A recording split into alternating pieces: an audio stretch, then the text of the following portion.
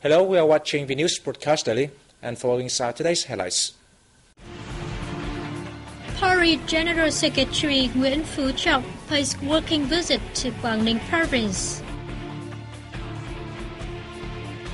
Work starts on Da Nang High-Tech Park in Hoa Vang district.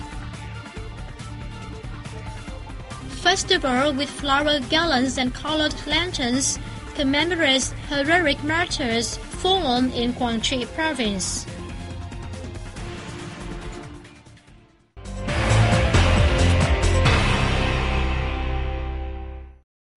General Secretary of the Communist Party of Vietnam Nguyễn Phú Trọng on April 7th paid a working visit to the northern province of Quảng Ninh. He asked the province to focus on implementing socio-economic development tasks and party building. Working with the provincial leaders, Trọng praised comprehensive achievements Quảng Ninh has made in all fields, especially socio-economics, defense security, foreign relations, and party building. However, he noted these are just initial results and the province still has a lot to do in the coming time to make the best use of its potential for socio-economic development. He also made suggestions on Vân Đồn Special Administrative Economic Zone and Mong Cái Border Gate Economic Zone projects. According to the province leaders, in the last 2 years, Quảng Ninh recorded a GDP growth rate of 9.53% and a per capita income of more than $2,600 per annum, 1.7 times higher than the national level. The province economic structure is moving in the right direction and is still always among the top 5 localities nationwide with the highest state budget revenues. The local people's living conditions have been improved, with the rate of poor households decreasing rapidly and now standing at only 3.52%. Prime Minister Nguyễn Tấn Dũng inspected combat training of Air Force Regiment 910 on April 7th during his visit to the central province of Phú Yên. At a meeting with regiment's officials and soldiers, Dũng asked the Air Defense Air Force to always heighten vigilance and preparedness as it continues to build a strong air force to fulfill all assigned tasks. He praised the regiment's achievements and contributions to the country over the past years, noting that the defense building task is still extremely important for a peaceful country.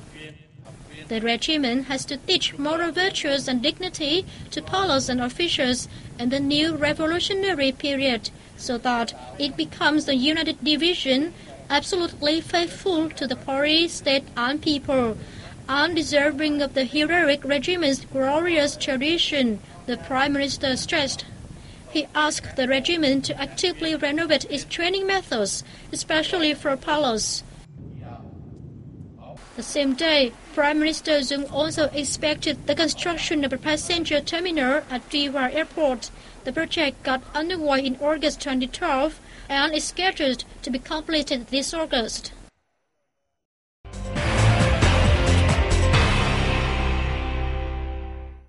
Vietnam Air Service Company resumed air service between the Mekong Delta city of Cần Thơ and Côn Đảo Island with 2 flights a week on Friday and Sunday. The air route was first launched by Vietnam Air Service Company, known as Vasco, on June 1, 2011. However, it was suspended in January and March this year due to low demand.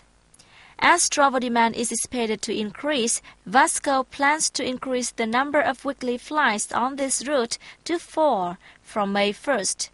Côn Đảo is an archipelago 180 kilometers off of southern coastal province of Bà Rịa Vũng Tàu.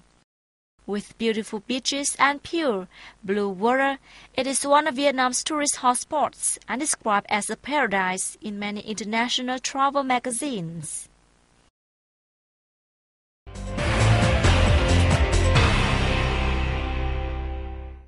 A groundbreaking ceremony to start construction on the Da Nang High-Tech Park was held in Hoa Liên Commune, Hoa Vang District on April 6th. Covering over 341 hectares, the park will cost $278 million. It will follow the Silicon Valley model in the US and the Hsinchu Science Park in Taiwan. The park aims to attract domestic and international scientists, engineers and businesses in the IT field, and to promote high-tech training and education in local universities. It hopes to draw some 100 businesses in the next 10 years. The city is the first place in Vietnam where investment from a foreign private group will be used to construct an IT zone's infrastructure.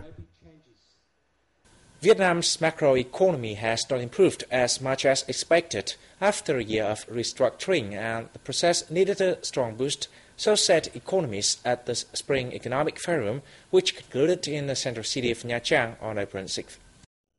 The two-day forum aimed at reviewing a year of the country's economic restructuring and putting forward solutions. According to participants, restructuring the economy will take a long time, as it is now only in its early phases.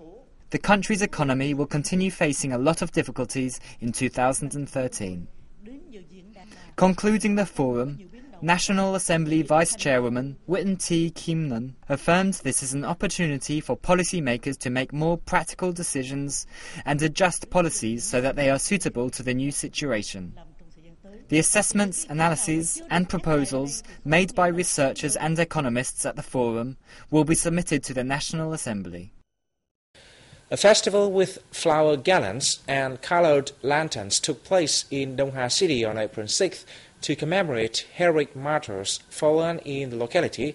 The event was held by the Vietnam Buddhist Sangha Quang Tri chapter.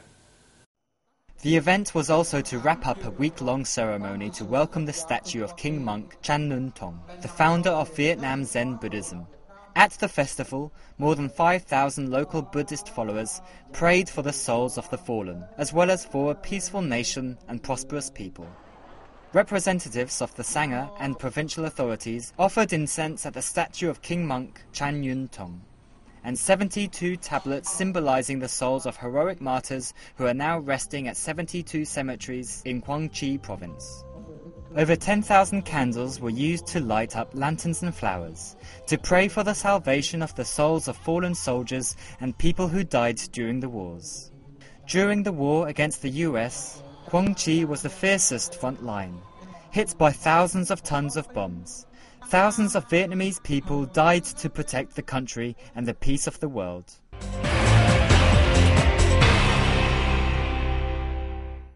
The Boao Forum for Asia Annual Conference 2013 opened on April 7th in China's southern province of Hainan. Themed Asia Seeking Development for All, Restructuring, Responsibility and Cooperation, the event drew 9 heads of state and government leaders as well as 2,000 delegates from Asia and the world.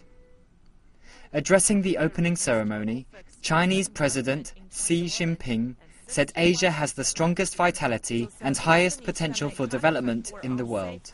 Its growth is closely attached to the development of other continents, he said. However, the Chinese president said the region also faces many challenges, and the settling of differences remains a primary task. Meanwhile, Bao Forum for Asia Secretary-General Chu Wen-chong was pessimistic about the current global economy. He warned of conflicting voices among regional countries caused by trade protectionism, and called on multinational development cooperation. The 3-day event comprises of 51 seminars on various topics, including model shifting, development orientation renovation, poverty reduction, currency policies, and regional cooperation. Initiated by 25 Asian countries and Australia, the Bao Forum for Asia was officially established in February 2011 as an informal and non-profit international organization.